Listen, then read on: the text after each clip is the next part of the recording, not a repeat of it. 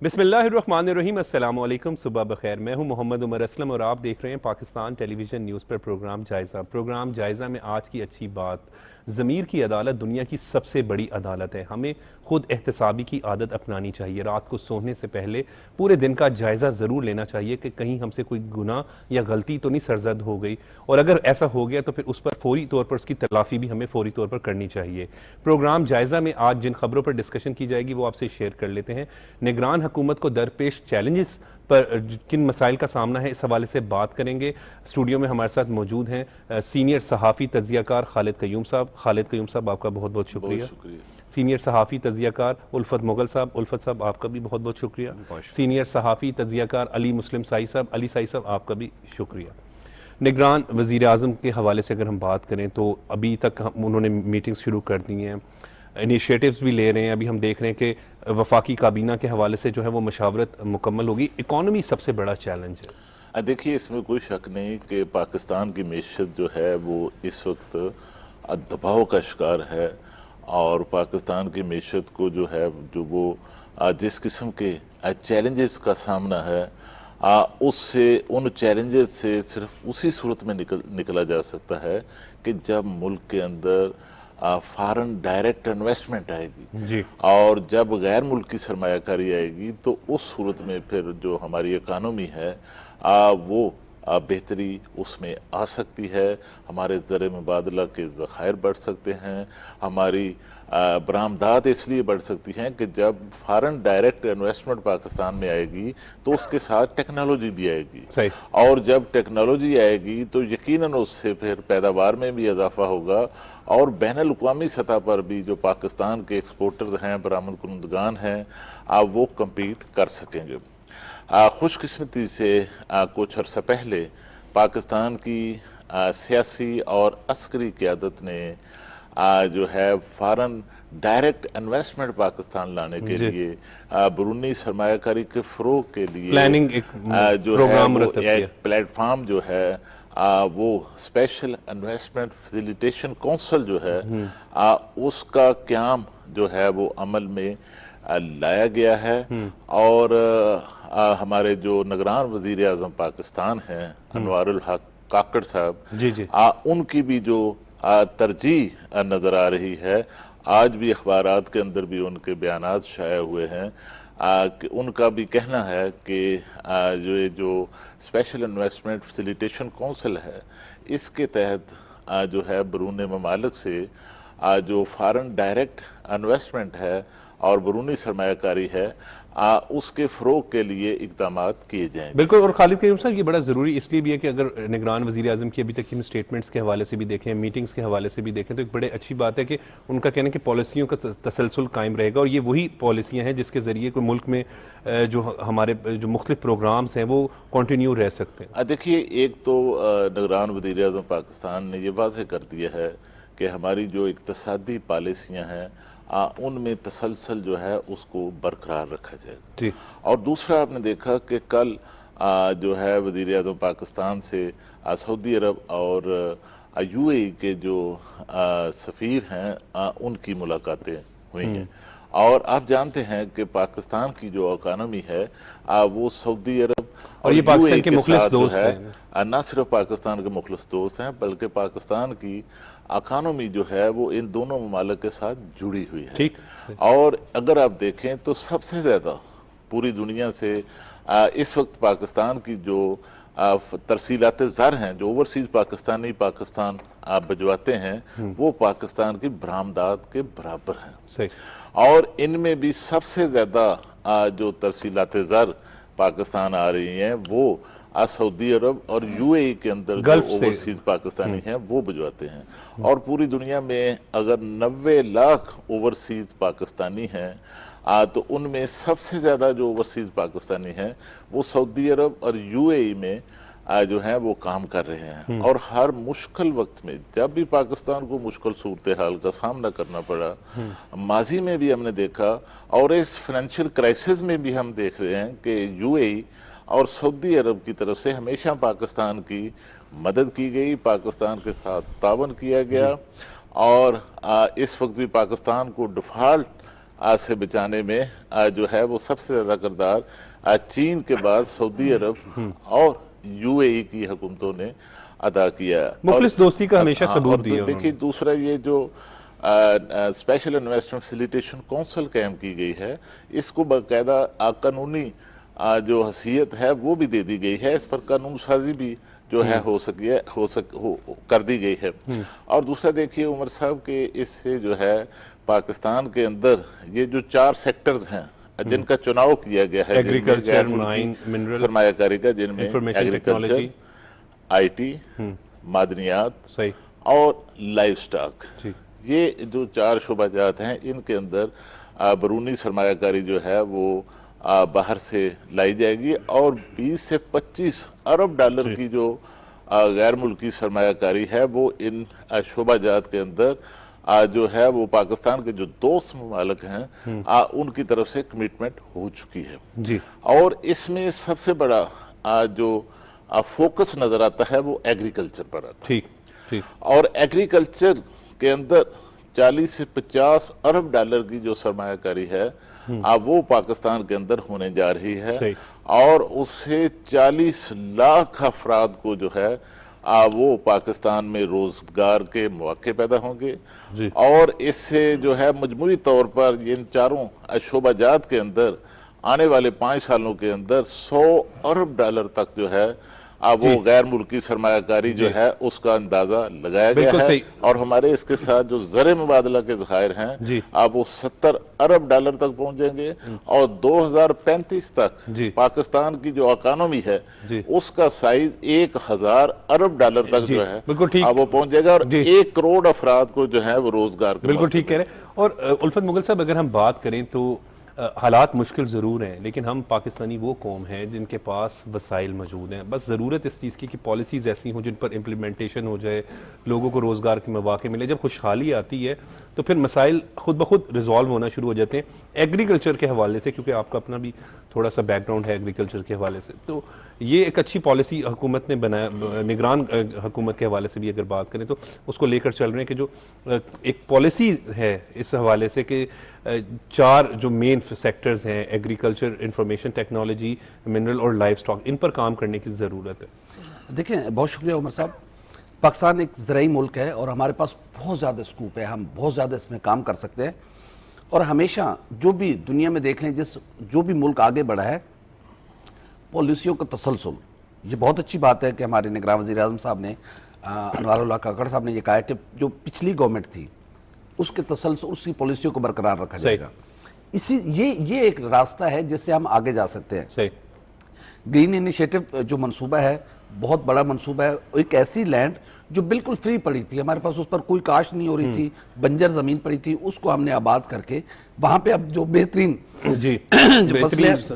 जो बेहतरीन फसलें हैं, उसमें कपास है, उसमें दीगर जो फसलें हैं वो उगाई जाएंगी। हमारे किसान को भी अब नई सीड दी जाएंगी जो बेहतरीन सीड है, ताकि जो फी एकड़ पैदावार है उसमें इजाफा किया जा सके।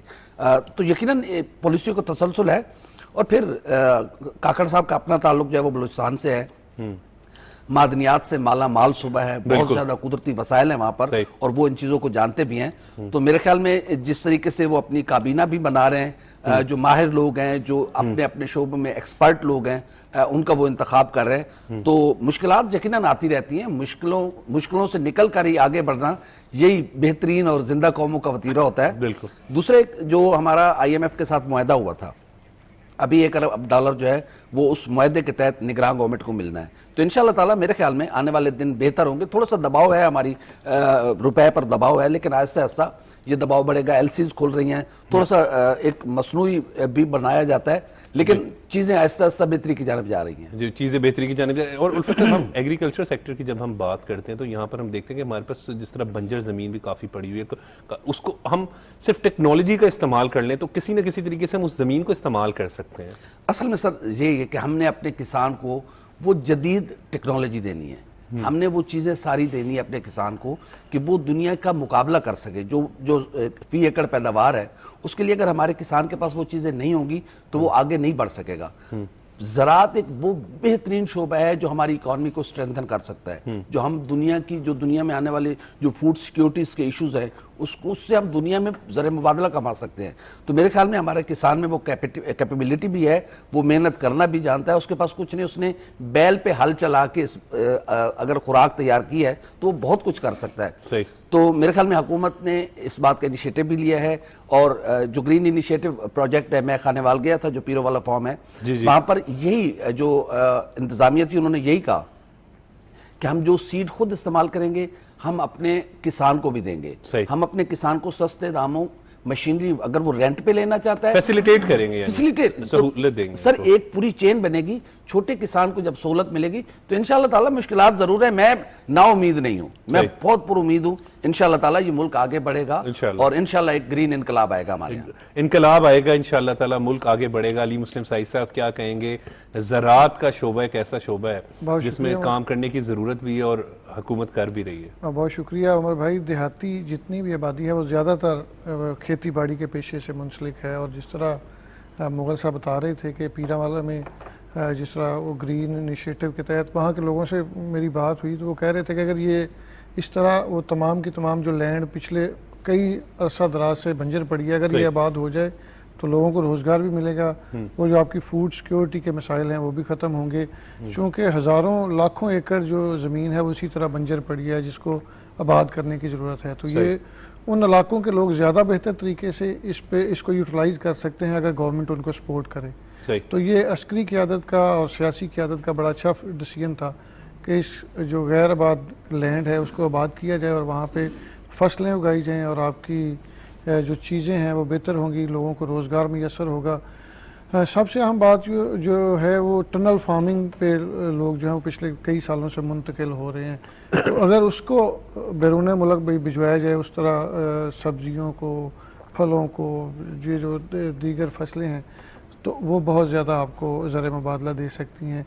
तो असल मसला जो ये है कि जो मिडल मैन बीच में आता है, जब आपकी गंदम की फसल होती है तो उसमें एक दरमियान में जो बंदा मिडल मैन आता है उसकी वजह से सप्लाई गवर्नमेंट तक जाने में कम से कम 100 से 200 रुपए का फ़र्क आ जाता है। वही कमाई होती है, वही कमाई होती है। तो किसान के आजकल जो अखराजात हैं, महंगाई है, महंगाई की वजह से जो गवर्नमेंट ने वो सोलर वाला प्रोजेक्ट शुरू किया वो बड़ा ज़बरदस्त है, लेकिन टेल पे पानी बड़ी मुश्किल से पहुँचता है, चूँकि मेरा खुद एक ज़मींदार घराने से तल्लुक़ है।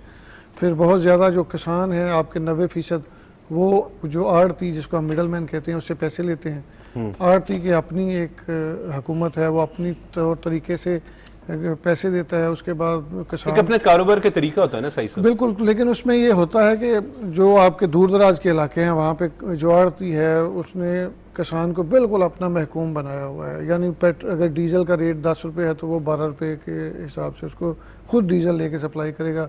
अगर आपको खाद जो है वो 5000 का थैला मिल रहा है तो वो 6000 में देगा। इसी तरह उसने तमाम चीज़ों के रेट्स अपने रखे हैं। फिर जब किसान उसको फसल देगा तो फसल की जो फौरी तौर पर वो उसके पैसे नहीं देगा, उसको फिर दबा के रखेगा।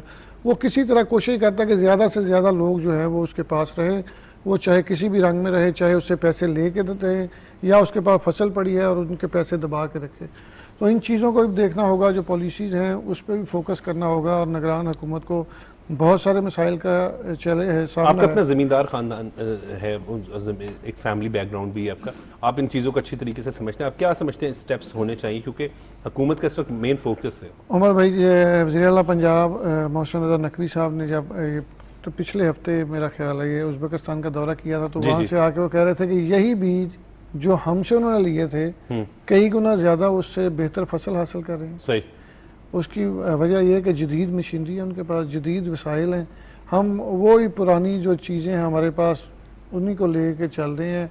गवर्नमेंट अगर प्रॉपरली सपोर्ट करेगी, जिस तरह पिछली गवर्नमेंट ने डिसीजन किया था। मोहसिन साहब के दौरे का मतलब है कि क्योंकि वो बड़े एक्टिव और मुतहरिक इंसान है और उनकी हमेशा कोशिश होती है कि अवाम की कुछ ना कुछ बेहतरी हो। हाँ बिल्कुल, वो उनका यही कहना। हमारी जब बात होती थी उनसे तो हम उनको पूछते थे कि आपका नाम बतौर वज़ीर आज़म जा रहा है, तो वो कहते थे कि मैं पंजाब में रह के बहुत बेहतर तरह खिदमत कर सकता हूँ, और खिदमत वो कर रहे हैं। आपको कल भी वो नजर आ रहा है, कल भी वो मेट्रो बस में जिस तरह गए, वो सेक्रेटेरिएट थे, वहाँ से वो अचानक मेट्रो बस के स्टेशन पे पहुंचे, मेट्रो बस में पहुंचे और सिर्फ विजिट नहीं करते, वो उसमें कुछ ना कुछ चीजें टिकट्स भी ले रहे थे, खरीद रहे हैं, और फिर लोगों से उन्होंने बात किया। फिर कल उन्होंने कहा कि तलबा के लिए ये फ्री जो सहूलत है वो दी जा रही है, एसी भी अब बसों के ठीक हो जाएंगे। वो जहाँ भी जाते हैं कोई ना कोई चीज़ जो पॉइंट आउट होती है उसको कोशिश करते हैं ठीक हो जाए। और हम चूंकि पिछले कई सालों से उनके साथ काम करते रहे, आप भी कर रहे हैं, करते रहे हैं, तो आपको पता है उनकी ये नेचर में शामिल है कि उन्होंने हर नेचर है कि कोई नेकी कर कोई ना कोई काम करते रहना है और कोई ना कोई भले का काम करते रहना है, और जिस चीज़ पर उन्होंने फोकस कर लिया वो तो उन्होंने करके छोड़नी है। और वो हमने देखा कि पंजाब की खुशकिस्मती है इस वक्त, ये खुशकिस्मती है। अल्लाह करे कि वज़ीर आज़म साहब जो हैं वो भी इसी स्पीड पे चलें, और जो मसाइल हैं हमारे, जिस तरह इकॉनमी के मसाइल हैं, जिस तरह यहाँ पे एक अजीब सा बहरान पैदा हुआ है पिछले 3-4 साल में, और जिस तरह का रवैये थे सियासी, वो इस तरह होने नहीं चाहिए थे। अगर वो सियासी रवैये बेहतर होते तो आज हम ना डिफ़ॉल्ट के रोने रो रहे होते, ना हम IMF के आगे इस तरह खड़े होते जिस तरह इस वक्त हम खड़े हैं, ना रोज़ इस तरह पेट्रोल की कीमतें, बिजली की कीमतें बढ़ती, ना इन मसाइल का सामना करना पड़ता। आपने लोगों को कल्चर दे दिया कि आप सड़कों पर रहना है, जो भी दूसरी गवर्नमेंट आए उसको टफ टाइम देना है, उसको यहाँ पे काम नहीं करने देना, उसको चीज़ों को देखने नहीं देना। वो आपको बैरूनी मसाइल तो अपनी जगह, आपके अंदरूनी मसाइल खत्म नहीं हो रहे, बदतमीजी भी, और फिर आप शिकार भी रहे हैं। बजाय इस बात के कि किसी भी चीज़ को अगर आप वो पिछली गवर्नमेंट फोकस करती थी तो आप खत लिख देते थे जी कि इनको इस तरह सपोर्ट ना करें, ये करें। तो जितनी मर्जी आपकी वो एक क्रेडिबिलिटी हो, जब आपका दूसरा साथी इस तरह आपको खत लिख के ओपनली कह रहा है कि ये कर रहे हैं, तो खराबियाँ पैदा होंगी। वो आप पे जो एतमाद है, आपके मुल्क पे एतमाद है, वो कम होगा। तो बजाय इस बात के मतलब वैसे हकीकत भी है कि IMF से कर्जा मिलने के हवाले से हर तरह की रुकावटें डाली। वो मैं एक दिन पहले भी कह रहा था कि उन्होंने तो कहा था कि कशकोल अगर मुझे करना पड़ा तो मैं खुदकुशी कर लूँगा, तो उन्होंने सियासी खुदकुशी कर ली है। ये तो उनके अपने नसीब की बात है कि वो अजीब सा एक सख्त सा रवैया है।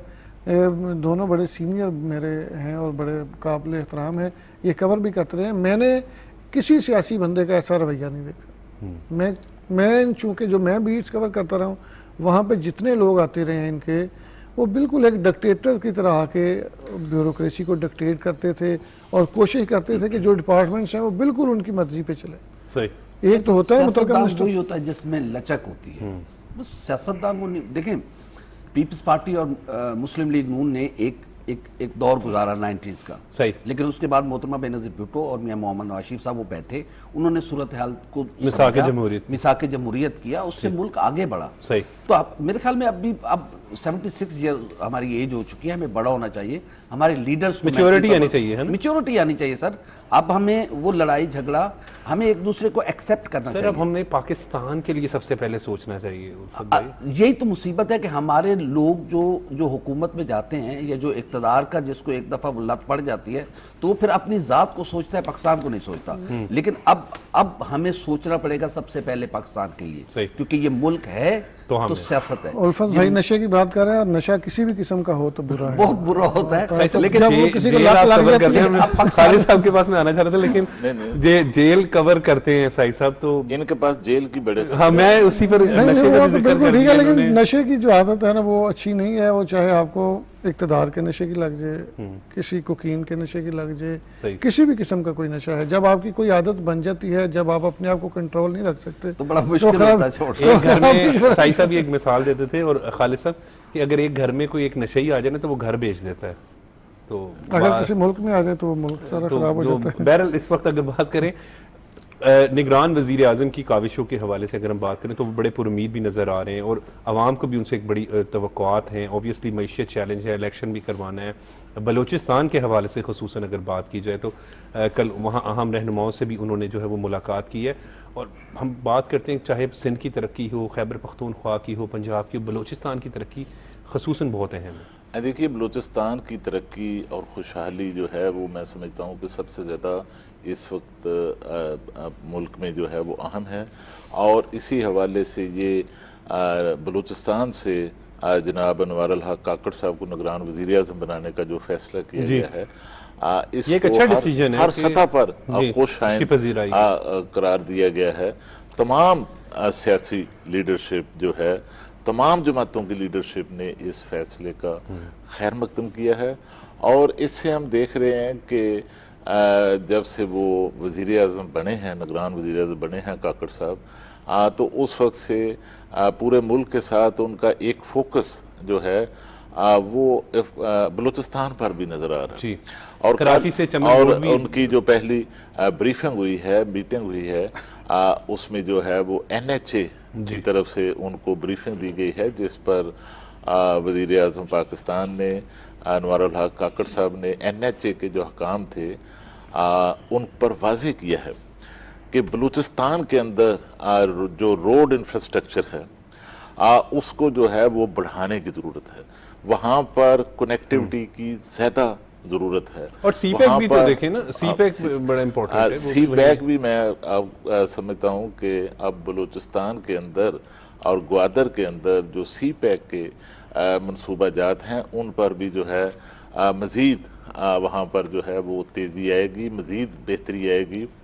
और ख़ास तौर पर दूसरे सूबों के साथ कनेक्टिविटी जो है उसको बढ़ाने के लिए जो राब्ता सड़कें हैं उनका जो नेटवर्क है बहुत उसको इम्पोर्टेंट भी है। वज़ीर आज़म साहब ने ये अहकाम दिए हैं कि उनको भी बेहतर बनाया जाए, ताकि वहाँ पर आमदोरफ्त के जो मौके हैं बलूचिस्तान से बलूचिस्तान के अवाम के जो दूसरों सूबों में आने जाने के मौके हैं उनमें इजाफा होना चाहिए। वहाँ पर कारोबारी सरगर्मियाँ बढ़ेंगी और जिस तरह उन्होंने वज़ीर आज़म लोग साहब खुशहाल ने होंगे। कराची से चमन जो शहरा है उसकी असर नो जो है वो तमीर के जो अहकामात हैं वो दिया और कहा है कि उस पर जल्द काम जो है वो शुरू किया जाए।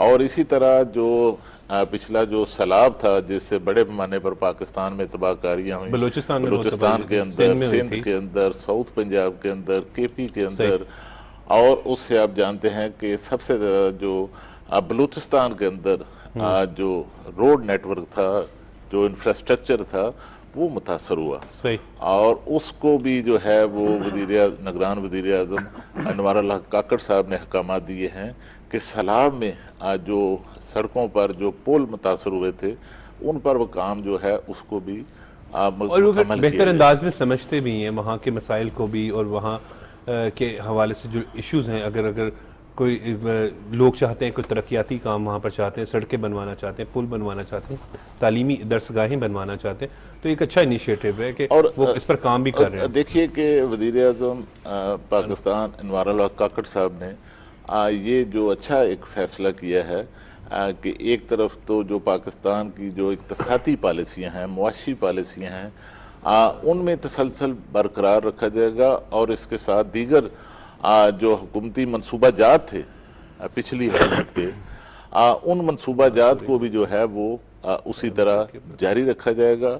और जो जारी मनसूबा जात आप जानते हैं कि पंजाब के अंदर भी हैं, उनको भी हमारे जो निगरान वज़ीर आला हैं पंजाब के, उनकी तरफ से भी जारी रखा गया है। और यही था, ये जिस तरफ वज़ीर आज़म पाकिस्तान ने अनवारुल हक काकड़ साहब ने जो है वो पॉलिसियों के तसलसल की बात की है, यही दरअसल जो है वो चार्टर ऑफ इकोनॉमी इसी को कहते हैं। जी बिल्कुल ठीक है। और इसी की अहमियत पर जो है साबिक वज़ीर आज़म शहबाज शरीफ साहब बतौर अपोजिशन लीडर भी और बतौर वज़ीर आज़म पाकिस्तान भी इस चार्टर ऑफ इकोनॉमी पर, और दूसरी पाकिस्तान की जो लीडरशिप थी उनकी तरफ से भी जो है इसकी अहमियत पर जो है वो जोर दिया जाता रहा। लेकिन बदकिस्मती से चेयरमैन PTI की तरफ से जो है इस ऑफर की, इस पेशकश की हमेशा नफी की। खालिद कयूम साहब इस पर मजीद बात करेंगे, वक्त हो रहा है ब्रेक का। नाजरीन, जब ब्रेक के बाद आएंगे तो मजीद मुल्क की मौजूदा सियासी सूरत हाल पर बात करेंगे। वक्त हुआ है ब्रेक का।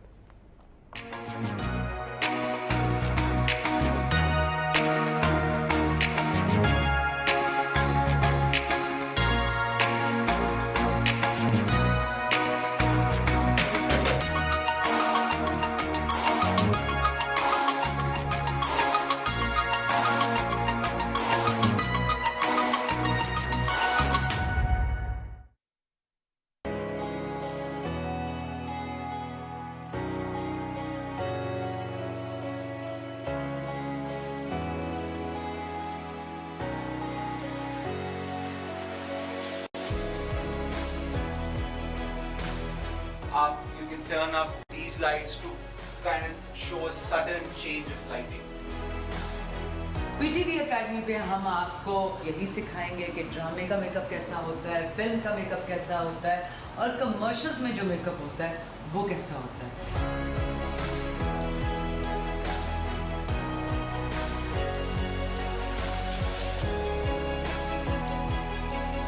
बात ये होती है कि एंकरिंग क्या है, एंकरिंग क्या है, क्या बोलना है, क्या नहीं बोलना है, कैसे नहीं बोलना। हर इंसान के अंदर एक अदाकार होता है, उस अदाकार को रिफाइन कैसे करना है ये हम बताएंगे।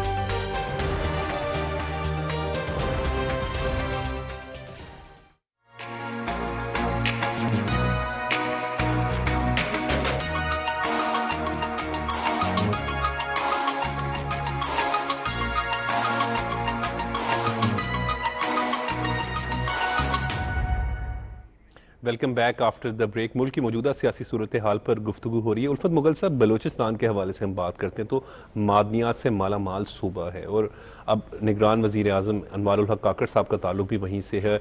ऑलरेडी इस पर पिछली गवर्नमेंट जो हम बात करते हैं कि मियाँ मोहम्मद शहबाज शरीफ ने बतौर वज़ीर आज़म जो है वो एक पॉलिसीज़ बना ली थी जिसमें तमाम अस्करी और सियासी क़यादत एक पेज पर थी कि ये पॉलिसियाँ चलेंगी ताकि अब हम कशकोल तोड़ें, कर्जा लेना ख़त्म करें, अब हम खुद इन्हिसारी की मंजिल को तय करें। जी बिल्कुल उमर भाई, बलूचिस्तान यकीनन मादनियात से माला माल सूबा है। वहाँ पर तांबे के ज़खायर है, रेकोडेक के ज़खायर है, बहुत बड़े बड़े ज़खायर हैं।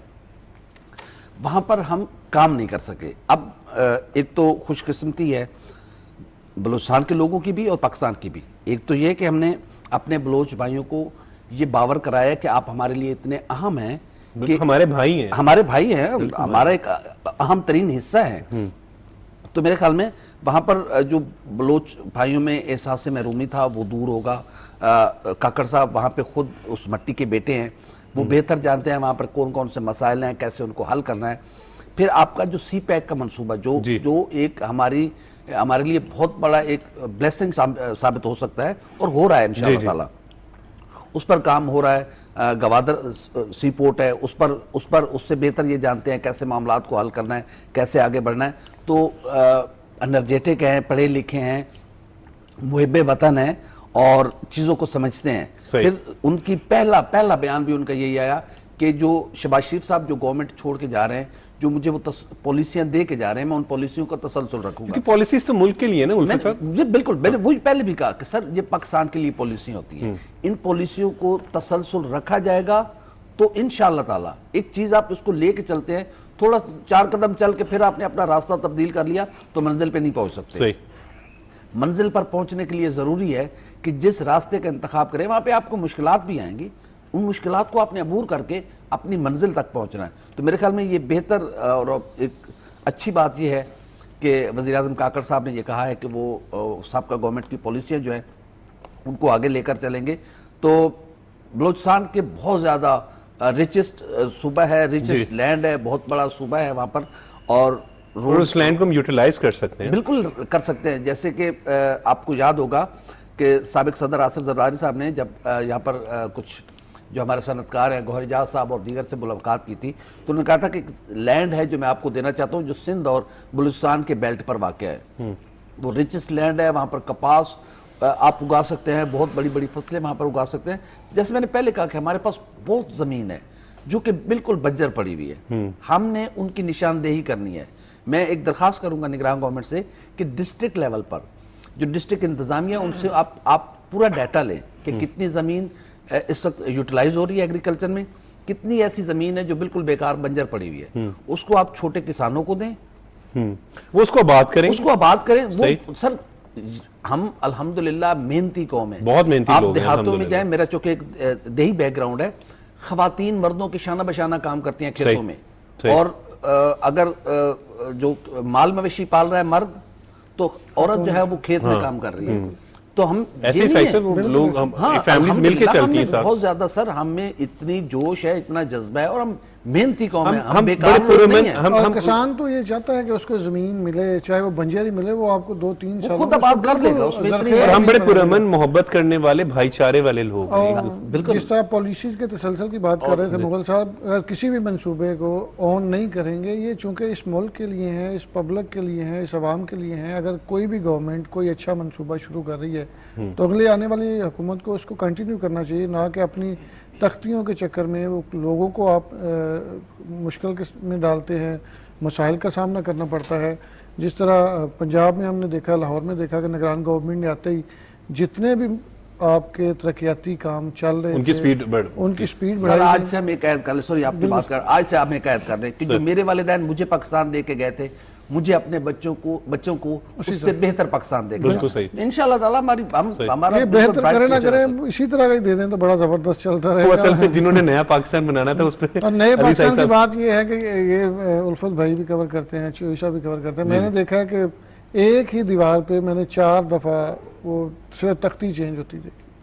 आज से 12 साल पहले, उस्मान बुज़दार की बात हाँ जी, आज से 12 साल पहले वो मंसूबा बना, उस पे वो उन्होंने वो मियां नवाज शरीफ साहब और शहबाज साहब के जो मंसूबे- फिर वो अगली टीम आई, फिर उससे अगली टीम आई। इस तरह की चीज़ें नहीं होनी चाहिए। ये आप जो भी काम करें, आपका मंशूर है, आप मंशूर देते हैं पब्लिक को, इसीलिए वोट लेते हैं जी हम आपके लिए ये करेंगे। और अगर आप उसमें कुछ डिलीवर नहीं कर पा रहे, सिर्फ बातों की हद तक हैं, तो फिर पब्लिक आपसे मायूस होगी। दूसरी बात, काकड़ साहब के लिए जो मसाइल हैं वो आपके सामने हैं।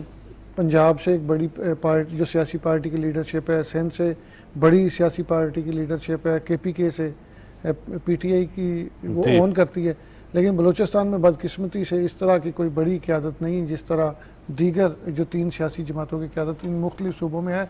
और हमने देखा है कि वो इन्हीं सूबों को ऑन करते हैं। सही सही। जो भी पार्टी आती है वो अपने सूबे पे बहुत ज़्यादा फोकस करती है। तो ये काकड़ साहब के लिए बड़ा सुनहरी मौका है कि वो बलूचिस्तान के लिए बेहतर तरीके से काम करें। जितना भी उनके पास वक्त है, बलोची जो क़यादत है, जो अवाम है, उनके लिए कल अच्छे अली शाह साहब initiative लें। आपकी बात को बढ़ाते हुए कल बलोची अहम रहनुमाओं से उन्होंने मुलाकात भी की, ये भी बड़ी अहम बात है कि जो जिस तरह आप वो जोड़ भी रहे हैं, ये बिल्कुल अच्छी बात है। बलूचिस्तान के लोग जो हैं उनकी रसाई है अब वज़ीर आज़म हाउस तक, ये वो अपने मसाइल important बता point, सकते सही। हैं, वो अपनी चीज़ों को वज़ीर आज़म के आगे रख सकते हैं। ज़ाहिर है मसाइल को बता जो सकते हैं। सियासी जो क़यादत है वो तो हमेशा वहीं से कोशिश करेगी, वहीं पे ज़्यादा फोकस करेगी जहाँ से उनको ज़्यादा वोट मिलता है या जहाँ पे ज़्यादा वोट बैंक है। बिल्कुल वो सारे मुल्क के लिए काम करते हैं, लेकिन एक कुदरती चीज़ है ना कि जो चीज़ आपको सपोर्ट कर रही है आप उसकी तरफ ज़्यादा फोकस करेंगे। सही। तो जो हमारे मौजूदा वज़ीर-ए-आज़म हैं, निगरान वज़ीर-ए-आज़म, उनके लिए ये बड़ा ज़बरदस्त टाइम है। वो यहाँ पे आके बलूचिस्तान के लिए जितने भी मसाइल हैं उनको पॉइंट आउट भी कर सकते हैं, उनके लिए इनिशिएटिव भी ले सकते हैं।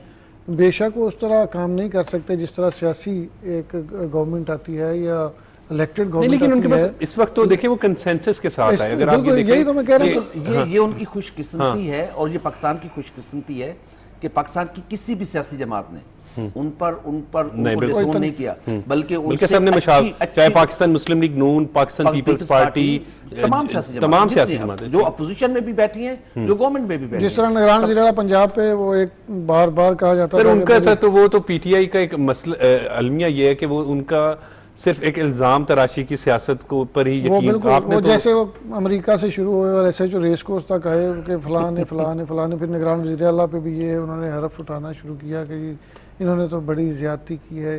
लेकिन निगरान वज़ीर आला पंजाब ने जिस तरह काम किया और उसकी मिसाल नहीं है। उसकी मिसाल शहबाज शरीफ साहब ने उन्हें कहा कि मोहसिन नकवी यहाँ साहब पे इस speed। मुल्क में मिसाल दी जाती थी कि शहबाज शरीफ की बहुत ज़्यादा स्पीड है, और शहबाज शरीफ साहब ने जिसकी तारीफ की है वो है मोहसिन नकवी साहब। और वो हम रोज़ाना की बुनियाद पर देखते हैं, एक दिन नहीं, मैं पूरे हफ्ते में देखता हूँ। सुबह शाम दोपहर का 14 अगस्त को हमारे चैनल की 15वीं सालगिरह जी, जी, थी, वो वहाँ पे आए, जी। केक काटा। उनका जो स्टाफ था वो कह रहा था कि आपने चेंज करना है, तो उन्होंने कहा मेरे पास टाइम नहीं है, चलें अगली जगह पे जाएं। और सबके साथ तस्वीर भी बनवाई। सबके साथ तस्वीर भी बनाई, सबसे Down- मिले भी, किसी के साथ कोई ये भी नहीं कि मुझे बहुत जल्दी है, लेकिन वो कोशिश करते हैं कि काम पे फोकस किया और जाए। सही साहब निगरान वज़ीर आला पंजाब के हवाले से अगर बात करें तो ऑब्वियसली आप बड़े अच्छे तरीके से जानते हो, और मैं भी उनको बहुत अच्छे तरीके से जानता हूँ कि बड़े डाउन टू अर्थ आजिज़ इंसान है।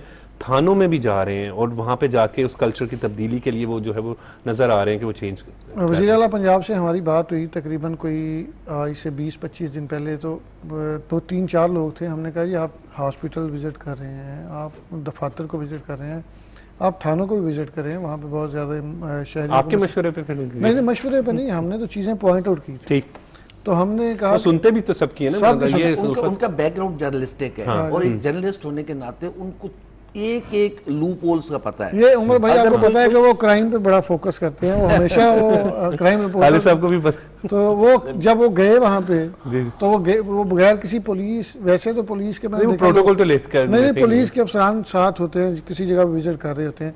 तो उस दिन वो मैं देख रहा था अकेले ही गए और उन्होंने जिस तरह वो चीज़ें वहाँ पे हाईलाइट हुई और फिर वो ठीक उन्होंने की, 5 दिन के अंदर अंदर वो थाना ठीक किया। सर कोई भी गवर्नमेंट है अगर कोई बिल्डिंग बनाती है तो उसको साफ सुथरा रखना तो वहाँ के इंतजामिया का काम है, वो उस वज़ीर आला का या मिनिस्टर का काम नहीं है। ये कल उमर साहब मेट्रो में गए, कल मेट्रो कल लाहौर में मुख्तलिफ मकामात का हमारे निगरान वज़ीर आला सईद मोहसिन रज़ा नकवी ने दौरा किया जी। और इस दौरे में मैं भी जी, आप साथ उनके साथ था। आप कह रहे हैं थक गए। सबसे पहले जो है वो मेट्रो बस में का उन्होंने सफ़र किया, वहाँ पर मुसाफिरों से मुलाकातें की, उनसे पूछा और सहूलियात के बारे में। मेट्रो के बाद जो ऑरेंज लाइन ट्रेन फिर आम लोगों से मुलाकात की मुजंग में मलिक नाजिम में वहाँ सड़क पर टेंपल रोड का जो है वहाँ पर अंजुमन उनसे- सदर है, अंजुमन बाजार उनसे का। आम लोगों से, शहरियों से मुलाकात की, मसाइल सुने। फिर जिला कचहरी में गए और वहाँ पर जो रजिस्ट्री ब्रांच है उसका दौरा किया। वहाँ देखा कि कितने जो अफसरान या एहलकार हैं वो अपनी ड्यूटियाँ दे रहे हैं, सबको चेक किया।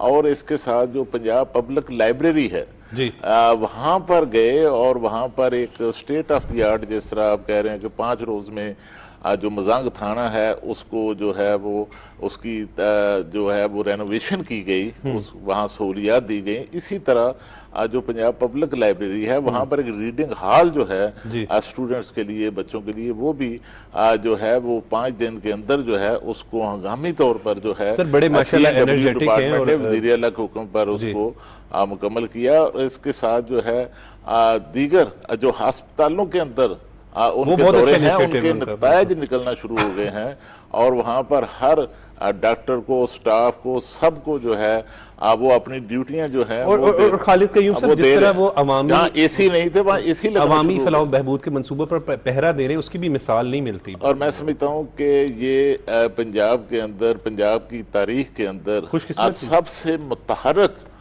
जो है ये वज़ीर आला है।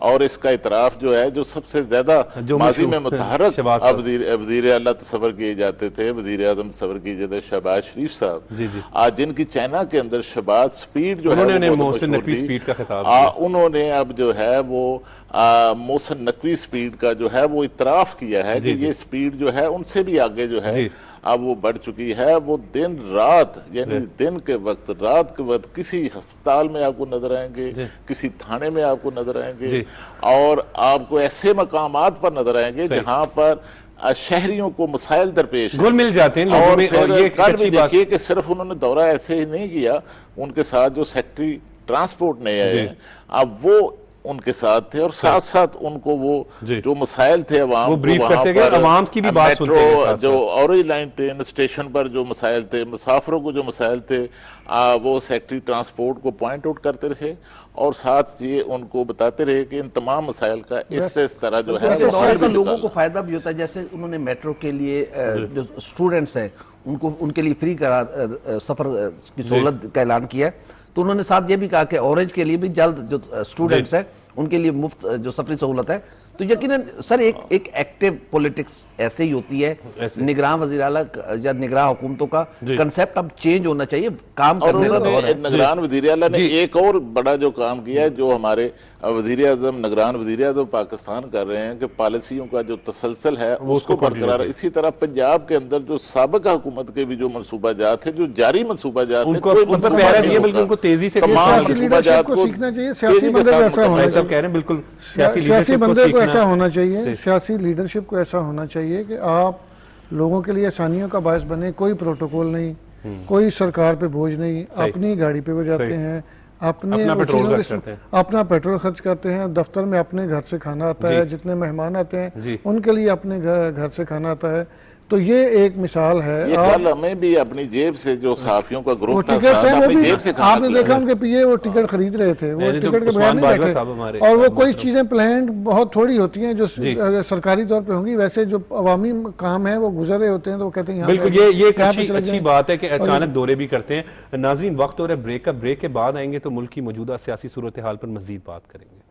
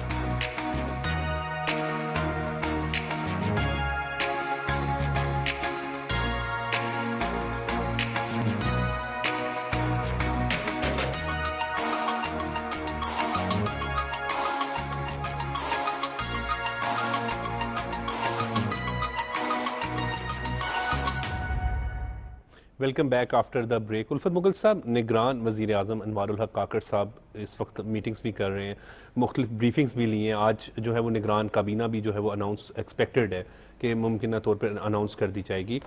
क्या चैलेंजेस आप क्या समझते हैं कि क्या और मज़ीद इकदाम करने चाहिए?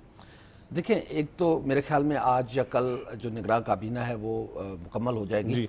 तो फिर उसके बाद मज़ीद बेहतरी आएगी और जो एक रोड मैप है उसको तैयार किया जाएगा, जो पॉलिसीज़ है साबका गवर्नमेंट की उसको कैसे हमने आगे लेके चलना है उस पर किया जाएगा। मेरी तजवीज़ है निगरान वज़ीर आज़म जनाब अनवारुल हक काकड़ साहब से जी, कि ज़राअत पर बहुत ज़्यादा तवज्जो दें। सही। अपना जो छोटा किसान है उसको जितनी सहूलियात आप दे सकते हैं वो दें। आईटी सेक्टर को स्ट्रेंथन करें। हमारे यहाँ बहुत ज़्यादा पोटेंशियल है, हम आईटी में बहुत आगे जा सकते हैं। दुनिया में आज अगर कोई आगे बढ़ने का एक बेहतरीन रास्ता या बेहतरीन जरिया बिल्कुल ठीक है है। तो इंफॉर्मेशन टेक्नोलॉजी है। सही।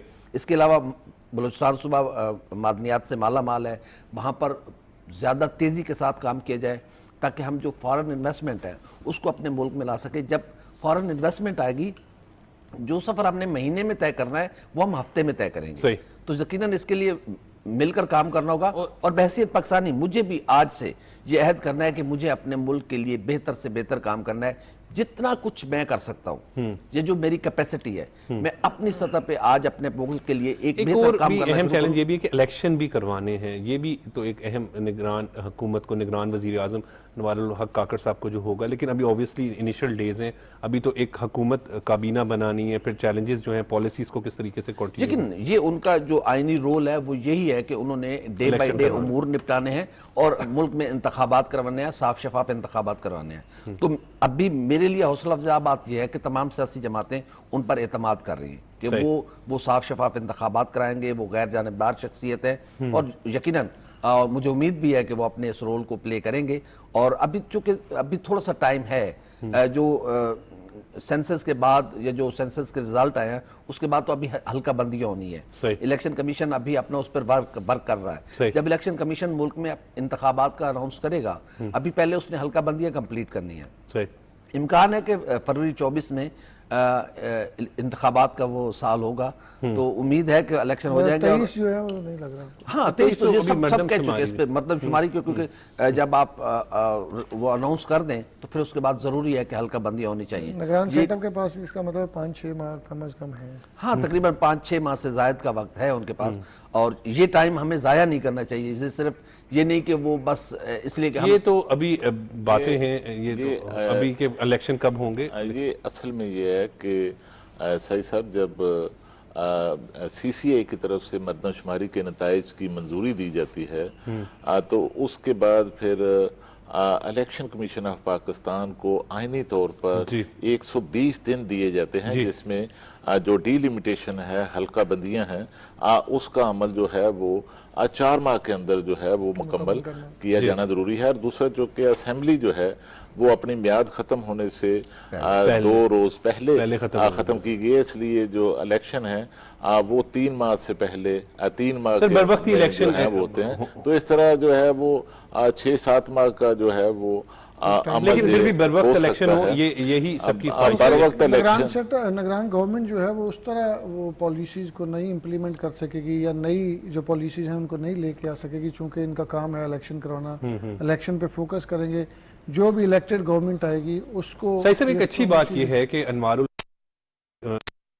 वजीर आजम है, वो एक बात करें तो सब जमातों के साथ मुत्तफिका तौर पर जो है उनका नाम वजीर आजम के लिए। तो ये बड़ी खुशाइन बात है कि तमाम जो जमातें हैं, आपकी सियासी जमातें, वो उन पर एतमाद कर रही हैं। जब इलेक्शन होगा तो उसके बाद हम दुआ गो हैं कि जो भी पार्टी है वो इस मुल्क के लिए बेहतर करे, और जो इलेक्शन में हार जाए वो कोशिश करे अगले इलेक्शन के लिए तैयारी करे, ये ना कि सड़कों पे आने की तैयारी ना करे। उमर साहब, चूंकि इलेक्शन का जो अनाउंसमेंट है, इस अमल का ऐलान जो है वो इलेक्शन कमीशन ऑफ पाकिस्तान की तरफ से किया है, और इलेक्शन कमीशन का एक 2 रोजा इजलास हो रहा है, कल शुरू हुआ, आज इस हवाले से हल्का बंदियों के हवाले से जहाँ इलेक्शन कमीशन का जो प्रोग्राम है उस बारे में उम्मीद है कि कोई वाज़ेह फैसला जो है वो आ जाए। तो हम इसी हवाले से बात कर रहे थे कि जो भी इलेक्शन जीते वो बेहतर पॉलिसीज लेके आए, वो इस मुल्क के लिए बेहतर करे, वो इस अवाम के लिए बेहतर करे, लेकिन जो हार जाए उसको सब्र करना चाहिए। लग तो ये रहा है कि अगले इलेक्शन के नताइज के बाद कोई लॉन्ग मार्च की कोई तवक्को नहीं है, कोई धरना नहीं है, जो इन्होंने कर लिया है इससे ज्यादा जो एक सियासी जमात ने अपने साथ की है, सियासी इस्तेहकाम के साथ जुड़ी है। ये बहुत इंपॉर्टेंट बात है। जिम्मेदारी का मुजाहरा अब करना होगा, क्योंकि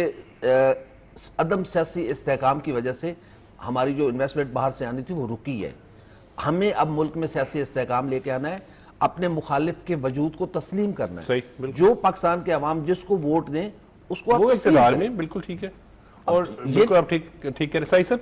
ये तो चीनी जो हुकूमत के अहदेदार भी आए, उनका भी उन्होंने भी ये कहा कि हम इन्वेस्टमेंट कर रहे हैं, CPEC का ज़ाहिर बात है कंसर्न होते हैं, और वो हमारे बड़े मुखलिस दोस्त हैं। और जिस तरह CPEC को खुद आपने खराब किया, वो भी PTI पता है। वही तो कह रहा हूँ कि जिस गवर्नमेंट ने खराब किया, जिस गवर्नमेंट अजीबोगरीब सोच थी, अजीबोगरीब उनके मंसूबे थे, अजीबोगरीब उनका एहतजाज था, आज तक हमने इस तरह का प्रोटेस्ट नहीं देखा। आपने तो कवर किया, तकरीबन 10-12 साल हो गए हैं कवर करते हुए। किसी भी सियासी जमात का मैंने इस तरह प्रोटेस्ट नहीं देखा।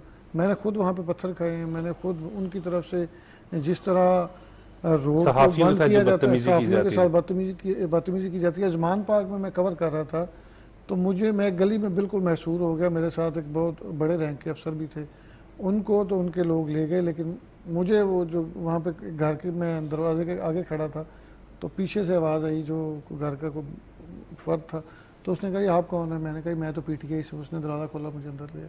मैंने बाद में उनको बताया कि मैं जर्नलिस्ट हूँ। उन्होंने कहा आपने बड़ा अच्छा किया कि आप अंदर आ गए, वरना जिस तरह के मैं बाहर हालात देख रहा था, हालात खराबी की तरफ थे। और मैंने खुद देखा कि वहाँ पे PTI के वर्कर्स ने बाकायदा पुलिस को चैलेंज करके रास्ता बंद किया। वहाँ पे वो बिल्कुल रियासत की रेट को चैलेंज किया। और उसके बाद फिर ये 9 मई वाला जो वाक़या है उसी का तसलसल है कि आपने लोगों को इस बात पे ले आया है कि आपने इनकलाब लेके आना है, अपनी ही मुल्क के खिलाफ, अपनी अस्करी क़यादत के खिलाफ, अपनी ही सियासी लोगों के खिलाफ जो आपके सियासी हरीफ है। तो इस तरह थोड़ा होता है। आपने एक सोच ही अजीब सी दे दी, आपने चीज़ें अजीब सी डेवलप कर दी, अब आप उनको कंट्रोल ही नहीं कर सकते।